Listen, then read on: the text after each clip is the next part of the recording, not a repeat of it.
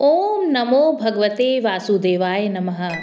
नमस्कार दोस्तों, संसार के पालनकर्ता भगवान विष्णु को एकादशी तिथि अति प्रिय है। इस दिन व्रत रखकर भगवान विष्णु की विधि विधान से पूजा की जाती है। मान्यता है कि एकादशी व्रत और पूजन से भगवान विष्णु प्रसन्न होकर सभी प्रकार के भौतिक सुख प्रदान करते हैं। वैसे तो शुभ काम में देरी नहीं करनी चाहिए, इसलिए एकादशी व्रत को साल में कभी भी शुरू किया जा सकता है। लेकिन एकादशी माता विष्णु भगवान के शरीर से मार्गशीर्ष मास की कृष्ण पक्ष की उत्पन्ना एकादशी के दिन प्रकट हुई थी।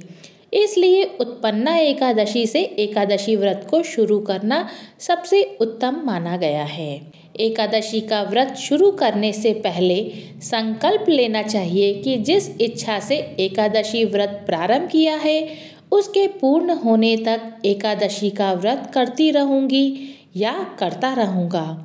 कुछ लोग वर्ष भर की एकादशी या जीवन पर्यंत एकादशी व्रत करने का संकल्प लेते हैं। एकादशी का व्रत करने वाले मनुष्य को दशमी के दिन से ही कुछ नियमों का पालन करना चाहिए। दशमी के दिन नक्त व्रत करें, जिसके अनुसार दशमी तिथि को एक समय ही भोजन करें। दिन के 8वें भाग में जब सूर्य की ज्योति मंद हो गई हो उस समय को नक्त जानकर इस समय भोजन करना चाहिए। रात में भोजन करने का नाम नक्त व्रत नहीं है। एकादशी व्रत के लिए दशमी के दिन से ही लहसुन, प्याज, मसूर की दाल और चावल का सेवन बंद कर दें।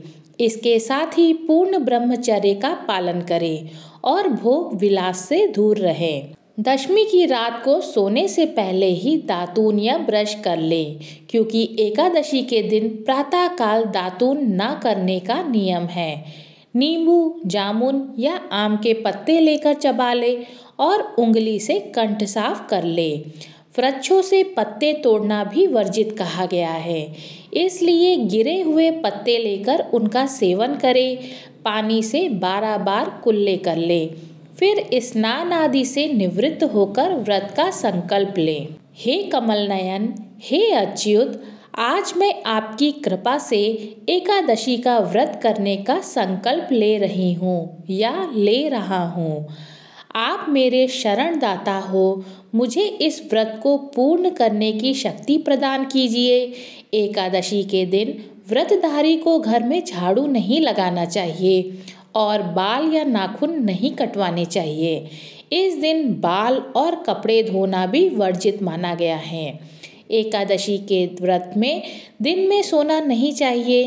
इस दिन आप अपने सामर्थ्य के अनुसार दान पुण्य करें, परंतु किसी का दिया हुआ अन्न ग्रहण ना करें और साथ ही कोशिश करें या कम से कम बोलें। अधिक बोलने से ना बोलने लायक बातें भी मुंह से निकल जाती हैं। पद्म पुराण के अनुसार एकादशी के दिन निराहार रहकर भगवान विष्णु की पूजा करें, बार बार जल पान न करें।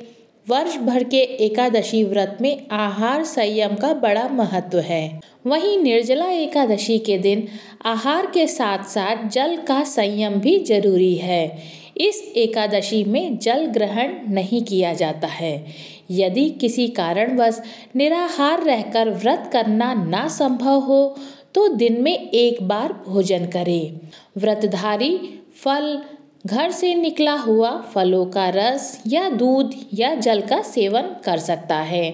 एकादशी व्रत में कुट्टू, आलू, साबूदाना, शकरकंद, जैतून, नारियल, दूध, बादाम, अदरक, काली मिर्च, सेंधा नमक तथा चीनी आदि खाद्य पदार्थों का सेवन कर सकते हैं। फलों में केला, आम, अंगूर आदि के साथ साथ सूखे मेवे जैसे बादाम, पिस्ता, काजू, किशमिश आदि का सेवन किया जा सकता है। इस दिन भूलकर भी चावलों का सेवन ना करें। विष्णु पुराण के अनुसार एकादशी के दिन चावल खाने से सभी पुण्य नष्ट हो जाते हैं।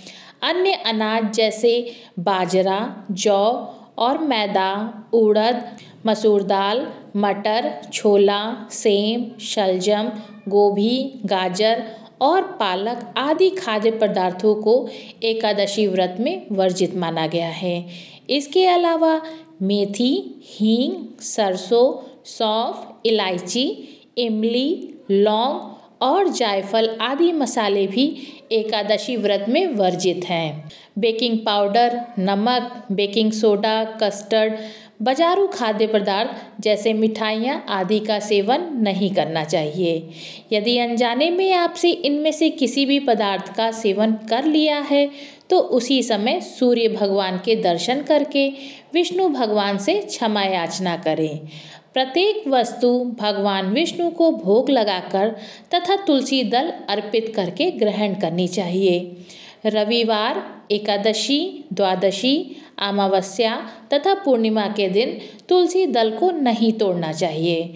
तुलसी का पत्ता 7 दिनों तक बासी नहीं होता है। अगर आपके पास ताज़ा पत्ते नहीं हैं तो आप बासी पत्तों को गंगा जल से धोकर भी प्रयोग कर सकते हैं। पापों से निवृत्त होकर जो गुणों के साथ वास किया जाए उसी को उपवास कहते हैं। शरीर को सुखाने का नाम उपवास नहीं है। जुआ, पान, पराई निंदा, चुगली, चोरी, हिंसा, क्रोध, कपट तथा झूठ आदि कुकर्मों से दूर रहना चाहिए। एकादशी के दिन किसी संबंधी या जानकार की मृत्यु हो जाए तो उस दिन व्रत रखकर उसका फल संकल्प करके मृतक को दे देना चाहिए। गंध, पुष्प आदि सामग्री द्वारा भगवान विष्णु की विधि पूर्वक पूजा करके उन्हें पंचामृत से स्नान कराएं। धन लाभ के लिए एकादशी तिथि के दिन भगवान विष्णु के साथ माँ लक्ष्मी का भी पूजन करें। इस दिन विष्णु भगवान को पीली चीज जैसे पीले फूल, पीले वस्त्र, पीला अनाज, केला इत्यादि अर्पित करें। इससे हर प्रकार की मनोकामना पूर्ण हो जाती है। एकादशी के दिन भगवान विष्णु को खीर में तुलसी के पत्ते डालकर भोग लगाएं। इससे घर में शांति बनी रहती है। एकादशी की शाम को तुलसी जी के सामने गाय के घी का दीपक जलाएं और ओम नमो भगवते वासुदेवाय नमः मंत्र बोलते हुए तुलसी जी की 11 बार परिक्रमा करें। ऐसा करने से घर में सुख शांति बनी रहती है और किसी प्रकार का संकट नहीं आता है। एकादशी के दिन पीपल के वृक्ष पर जल चढ़ाएं। पीपल में भगवान विष्णु का वास माना गया है। इससे कर्ज में मुक्ति मिलती है। एकादशी की रात में जागरण करके भगवान विष्णु का कीर्तन करना चाहिए। आइए अब जानते हैं एकादशी व्रत खोलने की विधि। एकादशी व्रत के अगले दिन द्वादशी तिथि में सूर्योदय के बाद पारण किया जाता है। शास्त्रों में कहा गया है कि एकादशी व्रत का पारण द्वादशी तिथि समाप्त होने से पहले कर लेना अति आवश्यक होता है। यदि तिथियां की गड़बड़ के कारण द्वादशी तिथि सूर्योदय से पहले ही समाप्त हो गई हो तो ऐसी स्थिति में पारण सूर्योदय के बाद ही करना होता है। द्वादशी तिथि की पहली 1/4 अवधि को हरिवासर कहा जाता है। एकादशी व्रत का पारण हरिवासर के दौरान नहीं किया जाता। व्रती को पारण के लिए हरिवासर समाप्त होने की प्रतीक्षा करनी चाहिए, अर्थात द्वादशी तिथि को 1/4 अवधि बीत जाने के बाद पारण किया जा सकता है। पंचांग में हर तिथि की पूर्ण अवधि लिखी रहती है। उसके 4 भाग करके पहला भाग बीतने के बाद पारण करना चाहिए। एकादशी व्रत खोलने का सबसे उत्तम समय प्रातः काल होता है। व्रती को मध्याह्न काल के दौरान व्रत तोड़ने से बचना चाहिए, अर्थात प्रातः सूर्योदय के बाद 3-4 घंटे के भीतर ही व्रत खोल लेना चाहिए। यदि किसी कारणवश आप इस समय व्रत ना खोल पाए तो मध्याह्न बीत जाने के बाद व्रत खोलें। पारण का समय निश्चित करने के बाद द्वादशी के दिन प्रातःकाल स्नान करने के बाद अपनी इंद्रियों को वश में रखते हुए विधि पूर्वक भगवान विष्णु का पूजन करें। नारद पुराण के अनुसार जो मनुष्य एकादशी के दिन भगवान विष्णु को पंचामृत से स्नान करवाकर द्वादशी को दूध से नहलाता है वह श्री हरि भगवान का स्वरूप प्राप्त कर लेता है। पूजन के पश्चात भगवान से प्रार्थना करें कि हे केशव, मैं अज्ञान रूपी अंधकार से अंधा हो रहा हूँ। मेरी इस व्रत से आप प्रसन्न हो और मुझे ज्ञान दृष्टि प्रदान करें। मेरे 7 जन्मों के शारीरिक, वाचिक और मानसिक पाप नष्ट हो। इस प्रकार प्रार्थना करने के बाद सच्ची भावना से 7 अंजलि जल पीकर और चने के 7 दाने खाकर व्रत खोलना चाहिए। दशमी तिथि की तरह द्वादशी को भी जौ, गेहूँ, सेंधा नमक, काली मिर्च, शक्कर और गाय के घी से बना हुआ भोजन करें। द्वादशी के दिन भी प्याज, लहसुन, मसूर दाल, उड़द दाल का सेवन ना करें। इसके साथ ही शहद का सेवन भी नहीं करना चाहिए।